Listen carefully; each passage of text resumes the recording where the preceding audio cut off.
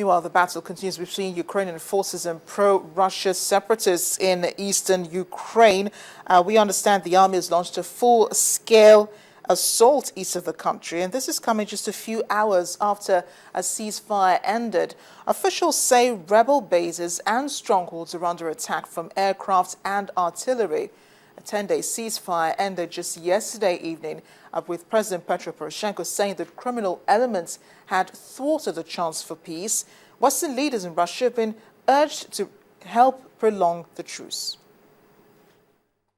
Ukrainian President Petro Poroshenko has vowed to renew operations against pro-Russian rebels hours after a ceasefire to make way for peace talks with the rebels expired. We will attack and free our land.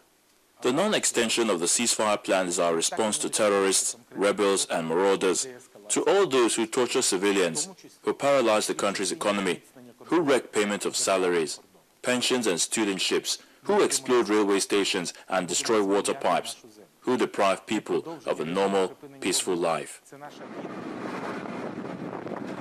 Kiev had accused the rebels of numerous violations of the ceasefire, and a statement tweeted by the Foreign Ministry said 27 Ukrainian servicemen had been killed since the ceasefire began on June the 20th.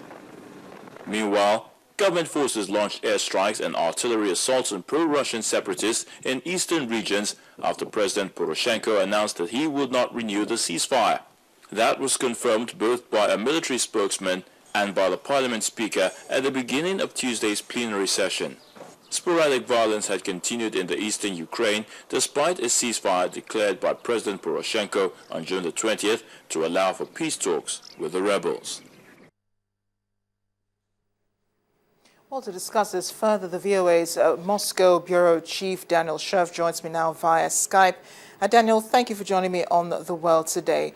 What do you make of the renewed offensive by the Russian army on pro-Russian rebels in the east, considering the fact that both Russia and the West have been urging the Ukrainian government to renew the ceasefire, which expired yesterday? Yeah, that's right. The Ukrainian army has renewed its offensive against the separatist rebels in the east part of the country.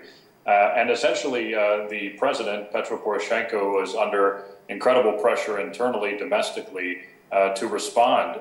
A lot of the separatists had not honored the ceasefire. There were attacks on Ukrainian military in isolated areas. And as the authorities there in Kiev mentioned in their tweet, there were deaths involved. So certainly this was a top acting and not standing aside and waiting for the separatists or for Moscow to make a move.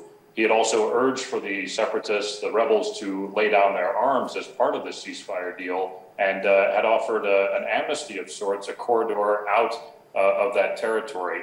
That was outright rejected by the rebels. So his hands were tied to a large degree, although everyone still hopes that there will be dialogue and that they will be able to come back to a ceasefire at some point sooner rather than later.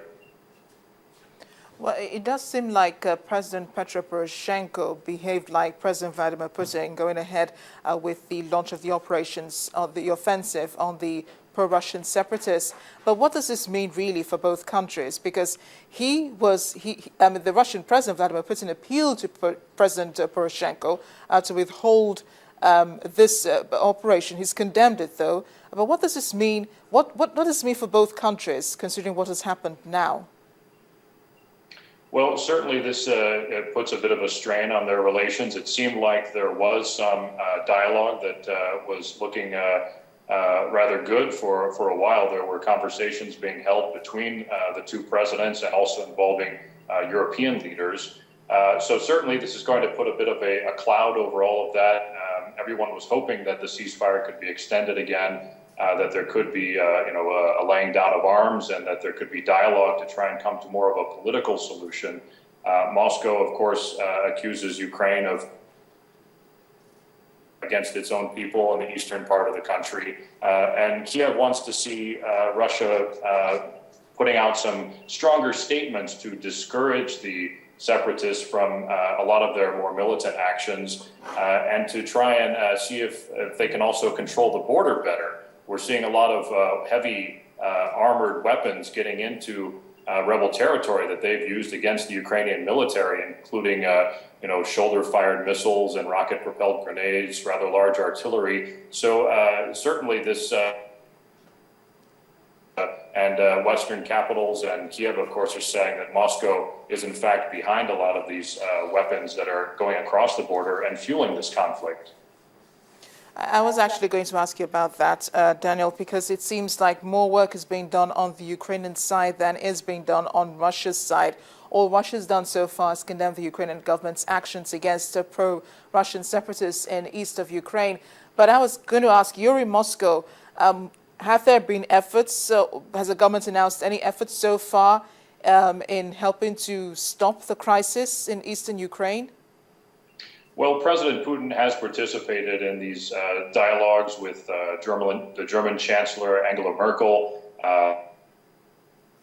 President Francois Hollande, and also with Petro Poroshenko, the president of Ukraine himself. So there certainly has been dialogue that's been occurring, and President Putin has said that he wants to see a lasting ceasefire. It's in Russia's interest that there is a lasting ceasefire, because Moscow doesn't want this conflict really to end. Political analysts say that the continued disruption in the eastern part of Ukraine gives the Kremlin a lot of leverage against Kiev, so they can keep the country on its toes and be able to negotiate more easily with this Western-backed government in Kiev, which is going further and further away from Moscow, further away from Russia and the East. So President Putin has been involved. He does want to see a ceasefire, but he does not necessarily want to see a full peace. And that's part of the problem here when they're trying to negotiate and when to try and be a little bit more assertive in discouraging the rebels from their aggressive actions. And so far, we're not really seeing that kind of aggressive and more straightforward comments coming from President Putin. And we're still seeing a lot of those heavy weapons coming across the border appearing in rebel hands. So it doesn't look very good as far as Kiev is concerned. Well, thanks a lot, Daniel, for helping us to understand the situation in eastern Ukraine. Daniel Scherf is the VOA's bureau chief in Moscow.